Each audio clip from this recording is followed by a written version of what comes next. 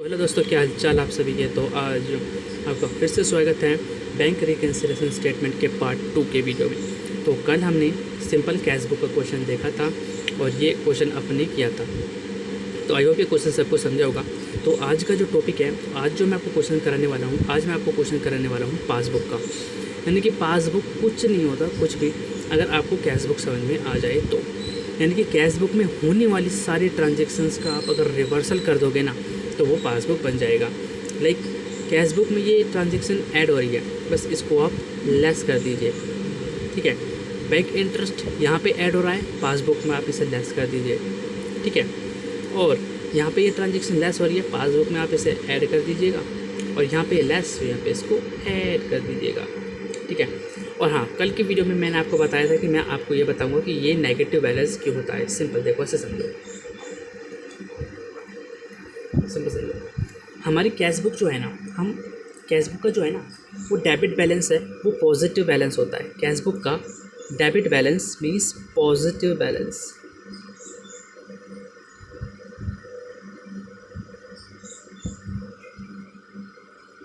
ठीक है, क्यों? क्योंकि कैश बुक में हम सिंपल कैश ट्रांजेक्शन्स को रिकॉर्ड करते हैं। मीन्स अगर पैसा आया तो डेबिट, पैसा गया तो क्रेडिट। और कैश क्या है? कैश एक एसेट है और एसेट का हमेशा डेबिट बैलेंस होता है। यही पासबुक, अगर आप, ये है कैश बुक सीबी, मैं पासबुक को पीबी के नाम से रिप्रेजेंट कर रहा हूँ। पीबी पीबी का जो पासबुक, पीबी का जो पॉजिटिव बैलेंस होता है ना, वो होता है क्रेडिट। इसका क्रेडिट जो है ना, वो पॉजिटिव बैलेंस होता है, ठीक है। और इसी का रिवर्सल कर दो कैश बुक के हिसाब से क्रेडिट बैलेंस क्या होता है? नेगेटिव। और पासबुक के हिसाब से अगर क्रेडिट पॉजिटिव है तो डेबिट क्या होगा? नेगेटिव। बस इतना सा सिंपल सा फ़र्क आपको समझना होता है। कैश बुक एक एसेट है, तो इसलिए इसका debit balance positive balance, credit balance negative balance. अब पासबुक जो है वो बैंक के हिसाब से चलती है, तो उनका अपना अलग पॉइंट ऑफ व्यू होता है। उसके हिसाब से इसमें पर्सनल अकाउंट को फॉलो करते हैं। लाइक पर्सनल अकाउंट में आप देखते हो ना,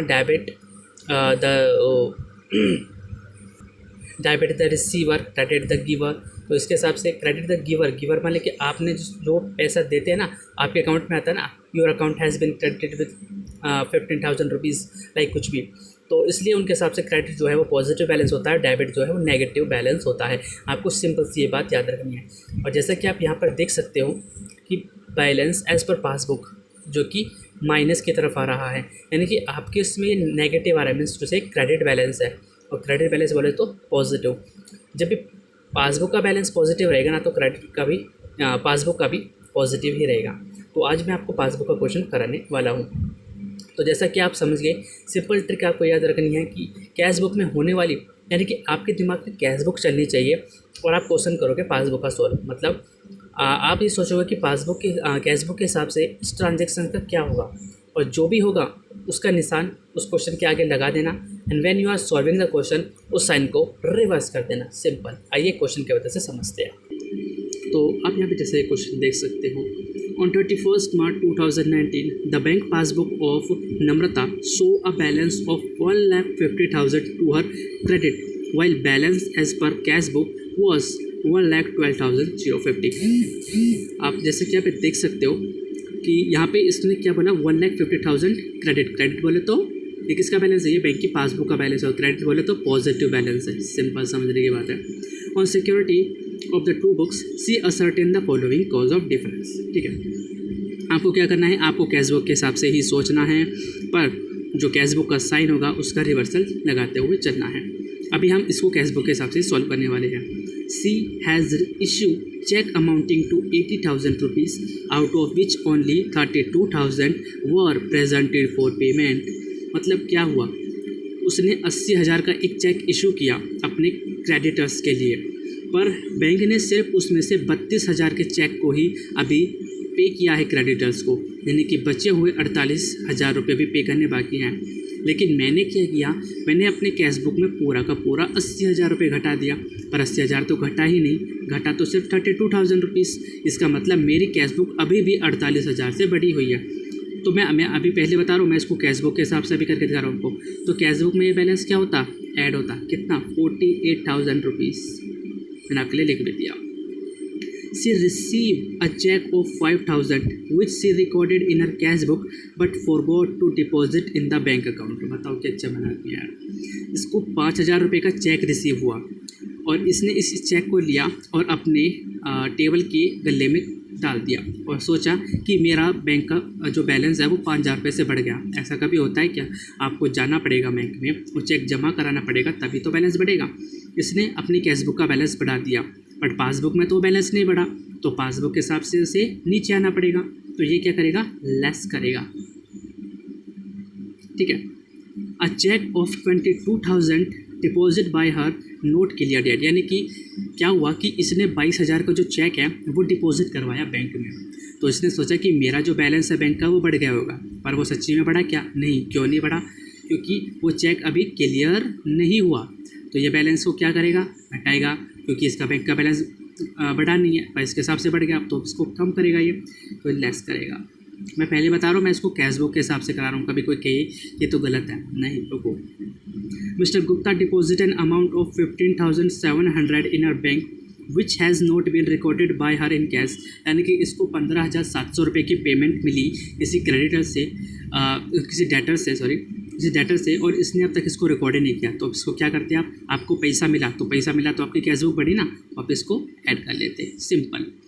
बैंक हैज़ क्रेडिटेड, बैंक का क्रेडिट यानी कि मेरा डेबिट बोले तो कैश बुक के हिसाब से पैसा आना। 1,500 रुपये का इंटरेस्ट बैंक ने दिया, यानी कि 1,500 रुपये क्या होंगे? ऐड। वाइल, और इसी दौरान 250 रुपये का बैंक चार्जेस काट लिया, तो ये क्या होगा? लेस। अब सिंपल देखना, आपके लिए पासबुक बनाना इतना आसान हो जाएगा जिसकी कोई बात नहीं। बस आप इन साइंस को जो है ना याद रखिएगा। ठीक है। अब आइए आप ही के सामने बनाता हूँ बैंक की पासबुक को। जैसा कि आपको पता है कि हमको बैलेंस गिवन था किसका? पासबुक का। तो यहाँ पे लिख देंगे balance as per passbook. Positive balance था तो इसलिए पॉजिटिव साइड आएगा। कितने का था? 1,50,000।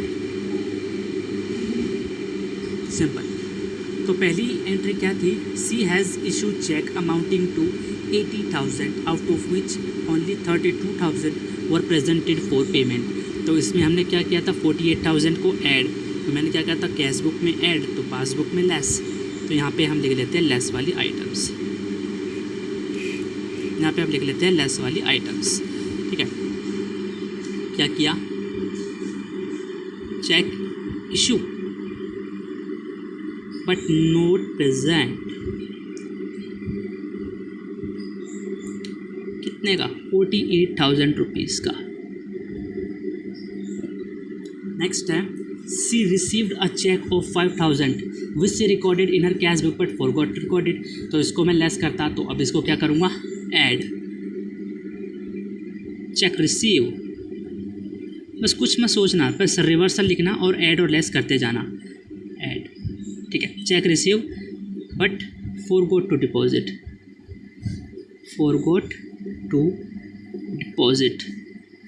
5,000 rupees. Next, a cheque of 22,000 deposit by her has not been clear. अब मैं कैश बुक के हिसाब से लेस करता, बट यहाँ पे क्या करूँगा? Add. Cheque deposit but not clear. 22,000 rupees. ठीक है। नेक्स्ट है mister Gupta deposit an amount of 15,700 in her bank which has not been recorded in her cash book. तो मैं कैश बुक के हिसाब से ऐड करता, तो यहाँ पे क्या करूँगा? Less. Cheque deposit by Gupta. कितने का? 15,700। नेक्स्ट एंट्री है bank has credited an interest of 1,500 while charging 250 as charges. तो 1,500 को मैं ऐड करता, तो यहाँ पे लेस करूँगा। Bank interest.